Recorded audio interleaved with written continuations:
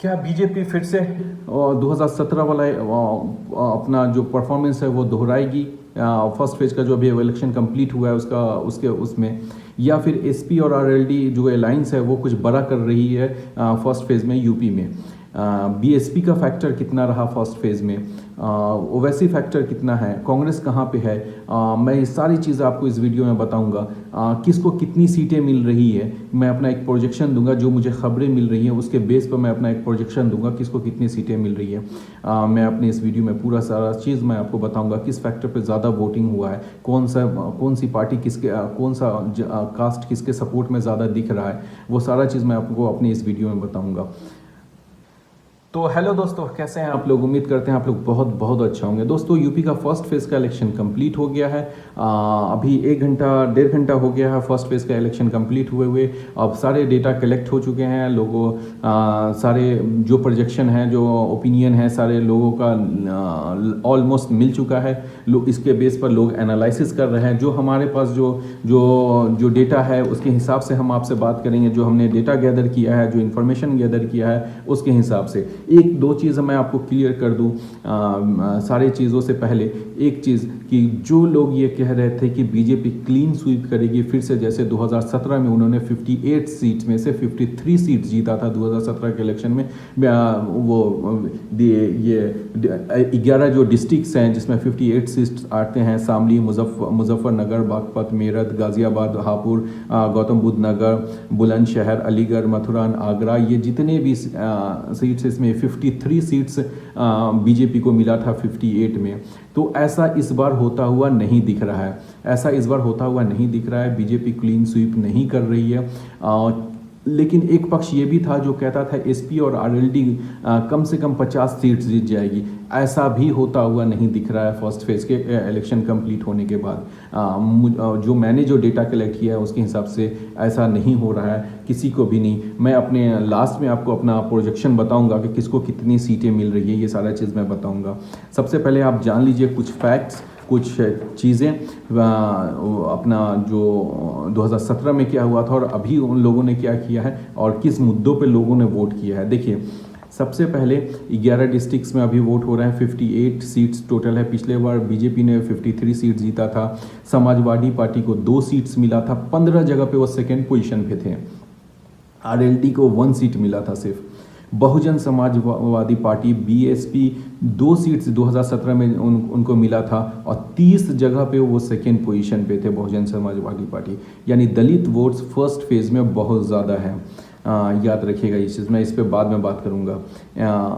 एक चीज़ और जान लीजिए कि इस बार 19 एमएलए का बीजेपी ने टिकट कट किया है। 19 एमएलए का बीजेपी जो उन्होंने 53 सीट्स जो फर्स्ट फेज में है जीता था उन्होंने, उसमें से 19 एमएलए का उन्होंने टिकट कट कर दिया। और ये बीजेपी की स्ट्रैटेजी हमेशा से रही है कि वो एंटी इनकम्बेंसी से बचने के लिए एक रिसिटिंग एमएलए का टिकट कट कर देते हैं, ताकि एंटी इनकम्बेंसी स्टेट के खिलाफ या सेंटर के खिलाफ, जहाँ दोनों जगह बीजेपी की गवर्नमेंट है, वो ना दिखे।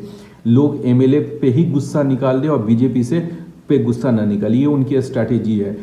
ये मैं बहुत दिनों से कह रहा हूँ और ये मैं फॉलो कर भी रहा हूँ और मैं बता भी रहा हूँ बार बार। बहुत लोग इस चीज़ को नहीं समझ पा रहे हैं, लेकिन मैं जानता हूँ कि बीजेपी जानबूझ के ऐसा करती है ताकि एंटी इनकम्बेंसी है वो एमएलए के खिलाफ लोग गुस्सा ज़रूर रहते हैं, लेकिन वो बीजेपी से लव कर मोहब्बत करे, प्यार करे, जो भी करे, बीजेपी को वोट करे, इसलिए वो नया चेहरा लेकर के आती हैं। ठीक है, ये सारी चीज़ें। तो बीजेपी ने 19 एमएलए का टिकट कट किया। नया फेस 23 नया फेस उन्होंने इस बार दिया है, 58 सीट्स में। समाजवादी पार्टी इस बार 29 सीट्स पर इलेक्शन लड़ी है और आउट ऑफ 58 में, और आरएलडी 28 सीट पर इलेक्शन लड़ी है। ये चीज़ है। ये तो हो गई सारी बात। अब मैं आता हूँ ग्राउंड की बात। ग्राउंड पे हुआ क्या है आज, किस मुद्दे पर वोट हुआ है, कौन सी जाति किसके सपोर्ट में है, क्या फार्मर आंदोलन, जाट और फार्मर जो आंदोलन था वो आरएलडी और एसपी के सपोर्ट में था, ये सारा चीज़ मैं आपको बताता हूँ। आप भी कमेंट सेक्शन में ज़रूर आप हमें बताइएगा कि फर्स्ट फेज़ में किसको कितनी सीटें मिल रही है और किसका पोजीशन ज़्यादा है, अच्छा है। सबसे पहले तो समझते हैं जाट। जाट के बारे में हमेशा से 2014 के बाद से जाट जो वोटर है हमेशा से बीजेपी को उन्होंने सपोर्ट किया, बीजेपी को भर भर के वोट किया, तभी उनको 2014 में, 2017 में और 2019 में बीजेपी को उन्होंने बहुत वोट किया, तभी बीजेपी की इतनी ज़्यादा सीटें रहीं जाट वोटर्स के सपोर्ट की वजह से। इस बार जाट वोटर और फार्मर प्रोटेस्ट का असर जाट वोटर पे दिख रहा है और जाट 65% जाट वोटर बीजेपी से खिसक कर करके वो आरएलडी 60 से 65 के बीच में आरएलडी और एसपी अलायंस के पास जाती हुई दिख रही है। एकदम क्लियर कट है। जो लोग ये कहते थे कि 100% एसपी और आरएलडी की तरफ जाएगी, ऐसा नहीं है। जो लोग ये कहते हैं कि जाट वोट फिर से बीजेपी को सपोर्ट करेगी, ऐसा नहीं है। ग्राउंड पे क्लियर है कि आरएलडी और एसपी को सपोर्ट मिल रहा है जाट वोटरों का, लेकिन पूरी तरह नहीं मिल रहा है। 60% से 65% के बीच में मिल रहा है, ये जो मैंने डेटा कलेक्ट किया। अब हम आते हैं छोटे कास्ट पे, जो दलित और ये सारे दलित और बहुजन समाज पार्टी के साथ आज भी इंटैक्ट है, जुड़ी हुई है, लेकिन उस तरह नहीं है। दलित वोट फिर भी मैं ये कह रहा हूँ कि बहुत हद तक बीजेपी को सपोर्ट अच्छा खासा उनका जा रहा है अभी भी। जैसे 2014 में भी उनको सपोर्ट मिला, 2017 में भी मिला, 2019 में भी मिला, और अभी भी बीजेपी के साथ वो लोग हैं, ये दलित वोटर्स कहीं ना कहीं। मुस्लिम वोटर्स जो हैं वो एसपी-आरएलडी के साथ, ज़्यादातर एसपी-आरएलडी के साथ हैं, कांग्रेस के साथ और नहीं हैं वो लोग। बहुजन समाज पार्टी के साथ थोड़ा बहुत है, कांग्रेस के साथ भी थोड़ा बहुत है, ज़्यादा नहीं है, ना कांग्रेस के साथ ना बीजेपी के साथ। अब हम एक फैक्टर यहाँ पे डिस्कस कर लेते हैं, ओवैसी फैक्टर। ओवैसी जो असदुद्दीन ओवैसी जो इलेक्शन लड़ रहे हैं, उनका वहाँ ज़्यादा नहीं है, 1-2 हज़ार वोट से ज़्यादा वो कहीं ले नहीं आ रहे हैं। मुसलमानों ने उनको वोट नहीं किया। कुछ वोट वो जो मैं कह रहा हूँ ज़्यादातर एसपी और आरएलडी के सपोर्ट में है मुस्लिम वोटर्स। ओवैसी को भी ज़्यादा वोट नहीं मिल रहा है। ओवैसी से ज़्यादा फैक्टर वहाँ बहुजन समाजवादी पार्टी है, बीएसपी है, वो ज़्यादा वोट काट रही है लोगों का। सो 2 फैक्टर तो बिल्कुल भी नहीं है। कांग्रेस बहुत कम है, कुछ जगहों पे 3 या 4 जगह पे, मेरे जो डेटा के हिसाब से 3 जगह पे तो ठीक ठाक और 1 जगह पे थोड़ा बहुत, तो 3 से 4 जगहों पे कांग्रेस ऐसा लग रहा है कि वो फाइट में है, जीत सकती है या फिर सेकेंड या थर्ड पोजीशन पर रह सकती है, लेकिन ऐसे और कहीं नहीं है कांग्रेस। जो इलेक्शन जो है वो पूरी तरह बाइपोलर इलेक्शन है। एसपी और बीएसपी, एसपी और आरएलडी अलायंस ऑन बीजेपी के बीच में है। तो जो भी लड़ाई है इसी दोनों गठबंधन के बीच में है, या बीजेपी गठबंधन और एसपी और आरएलडी के बीच में इलेक्शन है। जैसे एक सीट की मैं जिक्र कर दूं, आपको बताता चलूं, जैसे सरदाना सीट, संगीत सोम, बहुत फेमस नाम, बहुत हाई प्रोफाइल सीट्स। ये एक प्रयोगशाला है बीजेपी का, पोलराइज जिसको कहा जाता है, वो पोलराइजेशन बहुत ज़्यादा यहाँ होता है।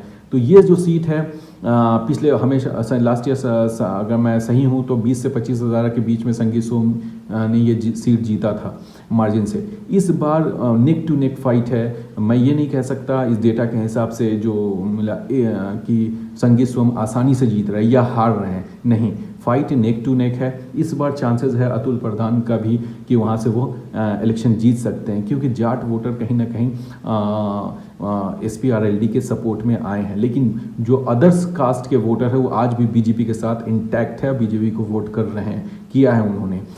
एक फैक्टर जो अतुल प्रधान के सपोर्ट में है वो ये है कि इस बार बीएसपी ने पिछले बार मुस्लिम चेहरा उतारा था, इस बार उन्होंने मुस्लिम चेहरा नहीं उतारा है।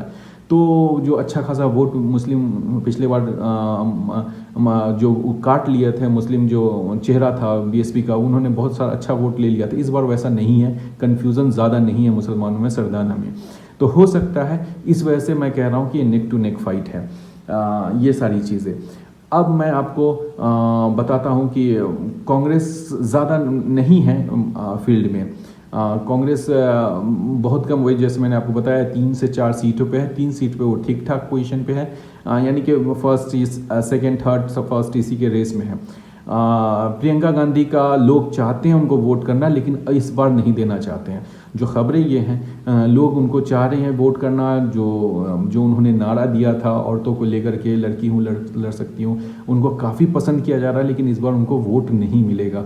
लोग खुल कह रहे हैं कि मैं सपोर्ट इस बार नहीं कर रहा हूँ, बट मैं चाहता हूँ कि कांग्रेस कुछ अच्छा करे। एक चीज़ दूसरी चीज़, आप ज़रूर हमें कमेंट सेक्शन में बताइएगा कि किसको कितनी सीटें मिल रही हैं। चलिए अब मैं आपको बताता हूँ अपना जो भी फर्स्ट फेज़ का इलेक्शन कंप्लीट हुआ है 58 सीट्स में, उसके बेस पर मैं आपको बताता हूँ कि किसको कितनी सीटें मिलती हुई दिख रही है मेरे प्रोजेक्शन के हिसाब से।